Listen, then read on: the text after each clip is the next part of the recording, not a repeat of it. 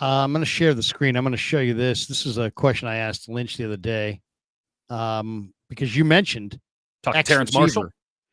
Terrace Marshall is an ex-receiver. He was a five-star high school recruit. He went to LSU. Right. He was pretty good at LSU. They went to Carolina, and he's not been very good for Carolina, though he was in 2022 rated the highest rated receiver in the league as far as on go balls, on go patterns in 2022. So he does have some down the field capability. But here's Lynch. I asked him about Marshall and if Marshall was Ayuk insurance. Here's what he said. John, is the addition of Marshall in any way Ayuk insurance? They play kind of boundary X receiver spots. That's just a good football player. We were very fortunate to get in the building. I don't know what went on in Carolina. I know that I got on the phone with Terrace along with Leonard Hankerson and Kyle and just told him about the way we do things, what we thought of him coming out of college, and that this could be a great landing spot for him. He's going to have to earn everything, but it's a fun place for receivers to come and thrive. And whatever your best is, I think you'll find it here. So we're excited for that opportunity, excited for our practice squad. It's tough to lose players. I think, Schrader, man, I love that kid and everything he represented and the way he attacked it. Sammy Womack had a really good offseason, was proud of him. I think we're deeper than we've been at corner. And so those are tough decisions that you have to make. One more, Jared Kingston. Jared was doing some really good things. You can't keep everyone. Really proud of this rookie draft class. There's been some injuries, but I think we're getting healthy. And we got the right type of people, the right type of players that are fits here. They're going to help us a lot. So a lot to be happy with our roster. We'll continue to work to get it complete. And can't wait for Levi's to be rocking here. And what are we, 10 days out, 9 days out? There you go. A little bit of John Lynch. What do you think? Do you believe him?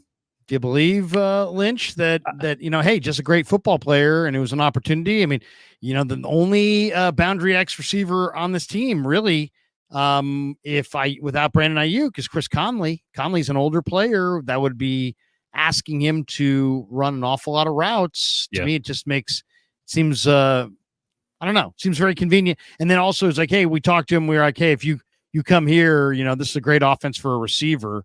Mm-hmm. It almost seemed like maybe these things were related. What do you think?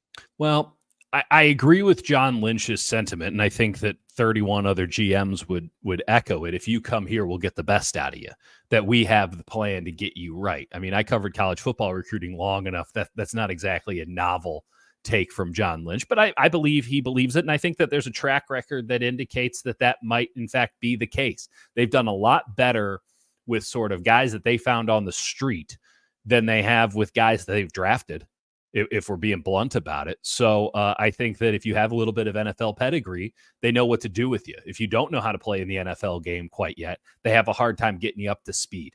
So with Marshall, the physical traits are really good when you're looking at a mock draftable page, right? He's big and he is crazy fast. He's got straight line speed for days. The problem is, and this is just going off my recollection of him in Carolina, he's a bad route runner. He can't get out of his stem. He's got a real issue doing anything but go routes. He's really good at go routes because he's really fast and he's got long strides. And I don't know how you're supposed to slow a guy that big down. He's a locomotive.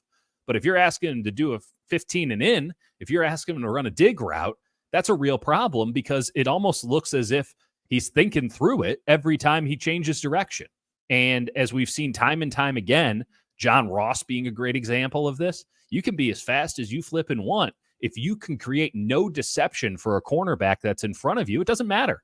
It doesn't matter. Sure, you can run past them, but can you create separation from them in the sorts of routes, in the sorts of offenses which win in the NFL, which are timing-based routes? If you can't create separation coming out of your break, there's nothing to be done with you.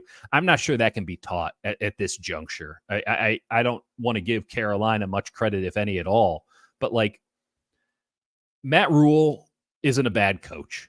Now, it's not to say that he's a good NFL coach, not to say that he ran a good operation. But if Matt Rule gets his hands on you as a player, he usually develops you pretty well. The Carolina situation, again, it's a hot mess. and it's not terribly surprising that they moved on from him. And we'll see what the 49ers can do with him and what Leonard Hankerson specifically can do with him behind the scenes. It's not a bad insurance policy, and there will be a game or two this year where they might think to themselves, we need a really deep threat. We need a burner, and we don't trust Cowing to do that yet, to get over the top again and again and again. If nothing else, to stretch the field for decoy plays, which is something that Brandon Ayuk and Deebo Samuel do more than people even know.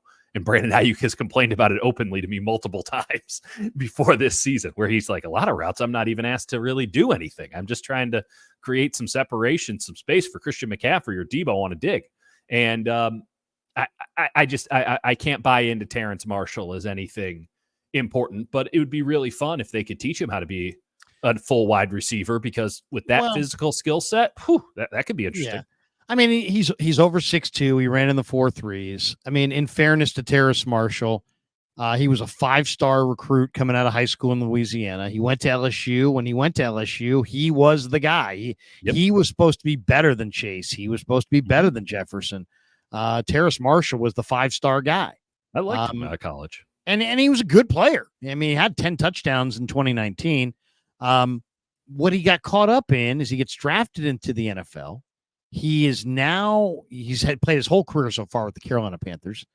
They've had 3 or 4 different head coaches just in his brief NFL career. He's only 24.